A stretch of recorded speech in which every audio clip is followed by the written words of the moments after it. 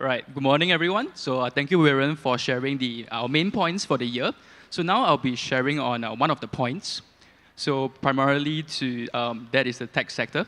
So we believe that the technology sector or the digital economy has already experienced an earnings recession and is now in the recovery phase. So this is led by the big tech companies, and this can be seen from the higher sales and earnings growth figures, as well as increasing profitability.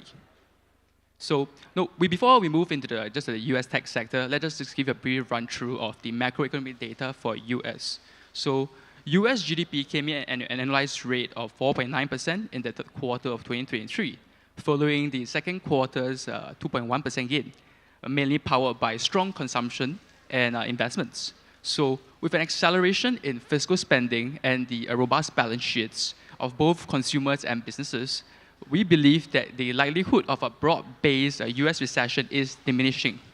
And this is also reflected in the performance of US equities, which had an exceptional year in 2023, outperforming all other major markets. So diving deeper, the big tech stocks here consisting of Microsoft, Apple, Google, Amazon, and Meta have generated the bulk of the returns in the S&P 500 for almost about 50% of the rally as of last year. So if you include NVIDIA and Tesla, which makes up the Magnificent Seven, our contribution to the S&P 500 returns will be around 60%. So, investors are thinking, after a strong performance by big tech stocks last year, can these stocks continue to perform this year? So investors have also questioned whether these companies will be replaced in the years to come as they seek out the next big thing. So we believe that the short answer is no, and we expect another year of outperformance by big tech stocks, driven by artificial intelligence and strong competitive advantages.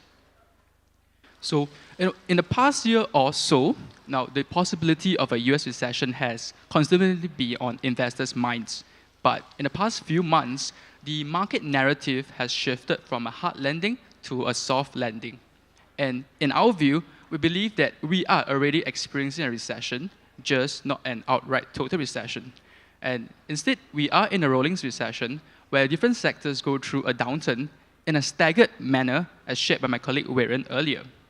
In particular, we believe that the tech sector has already undergone a recession marked by the surge in layoffs, as well as the earnings slump last year. So as tech companies started to focus on capital efficiency, they've announced massive job cuts and cost-cutting initiatives. Now, this has begun to bear fruit as earnings growth for the tech sector has already started to pick up after bottoming in the first quarter of 2023, despite the challenging macroeconomic backdrop.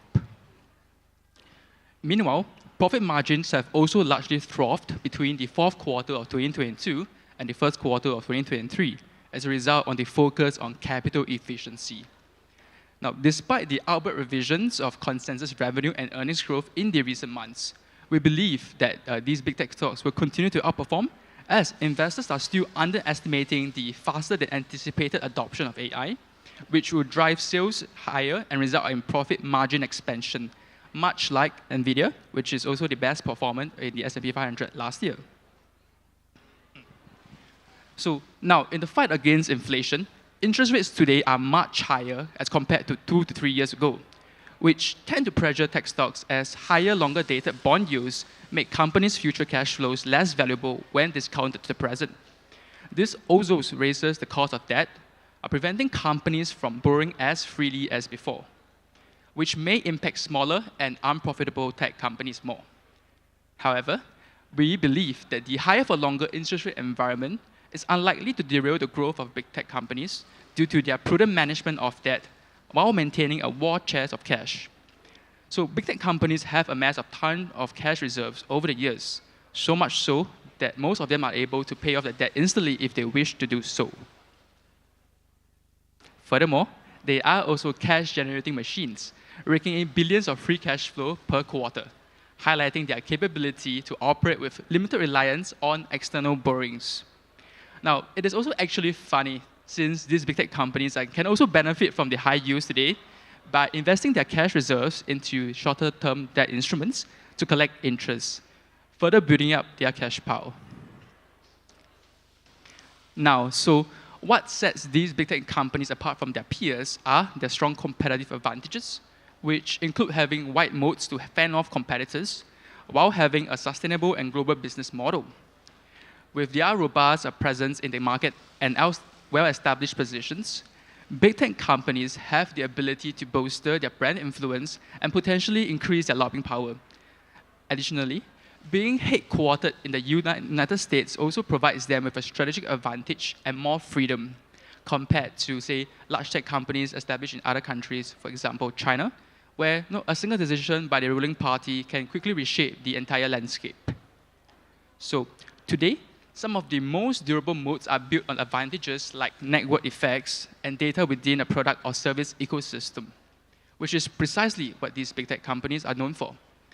By having wide network effects and distribution channels, as well as a lack of real competition, these big tech companies are set to thrive and remain dominant in the years to come.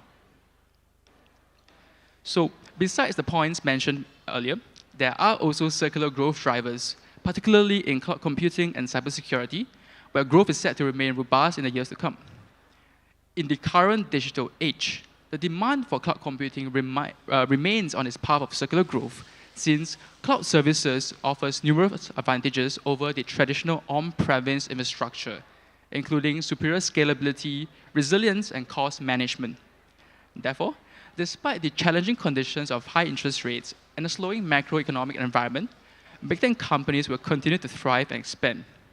So, according to Synergy Research Group, enterprise spending on cloud infrastructure services grew by 18% year over year in the third quarter of 2023, despite our current economic and geopolitical climate, as there is clear evidence that generative AI technology and services are driving demand higher. Meanwhile, the worldwide market share for the big three cloud services, which includes Microsoft, Google, Amazon, continue to remain and maintain their market share. In fact, it has also increased in the years to come, indicating that sheer dominance remains intact. So, up next, as you all know, AI has been a hot topic in recent months, ever since the launch of ChatGPT in late 2022.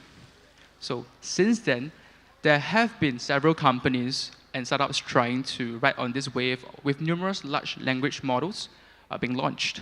And on the back of this technological development, investors may be increasingly worried that AI will affect big tech companies as this seeks to disrupt their business models and usher in perhaps a new age of tech leaders.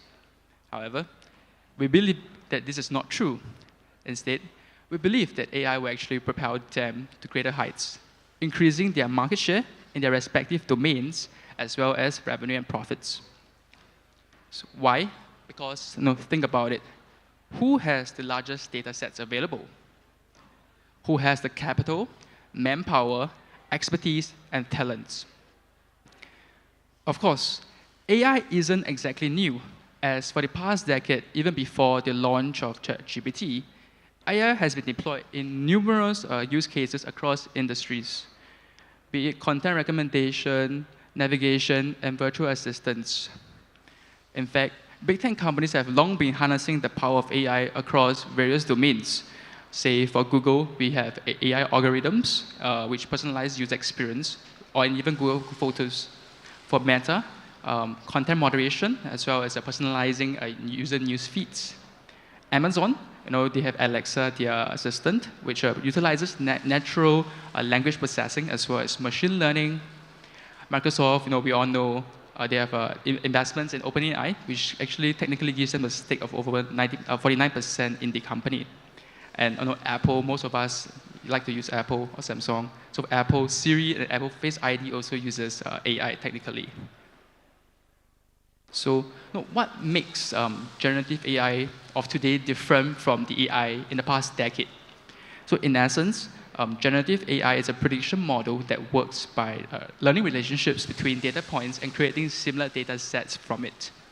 For example, generative AI can be used to understand how words are used in sentences and then create new sentences based on that understanding. Using the example of text, if we ask the model a question, it will return to us, or most likely, a series of words that will follow based on its understanding of the data that was initially used to perform the training. So generative AI can also be applied to a range of modalities, including text, images, or even videos.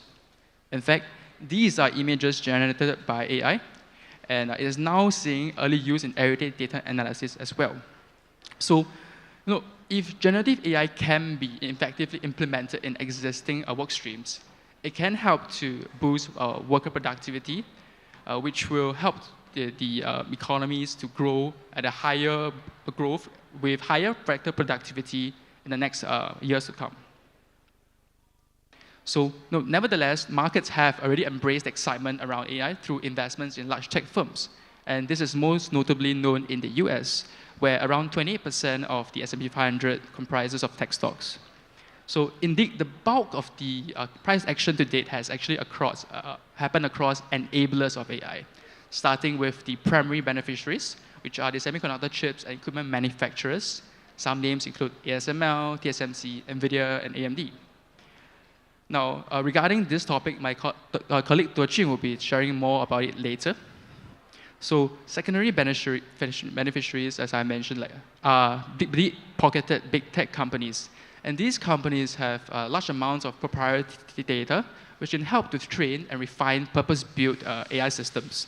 As AI becomes more efficient and scalable, adopters of generative AI may benefit from the tech through improved product offerings, as well as new efficiencies in internal processes.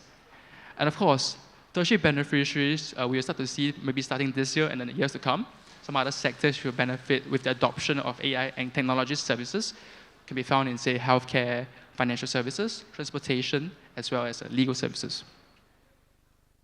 So to round it all up, while some investors may think that it is too late to invest in big tech stocks, or tech stocks in general, given the recent rally, we believe that the upside from megatrends such as cloud computing and AI has not been fully priced in. And we continue to expect strong earnings growth from these big tech companies and the sector moving forward. So on top of structural and circular reasons, with the earnings recession in the tech sector behind us, we expect stronger earnings growth from this sector moving forward. And particularly the big tech companies, they will lead the next phase of growth, backed by their strong competitive advantages and growing momentum in AI. So these are some of the recommended products for the ETF as well as unit trust. So let's leave the slide here if you want to take a picture.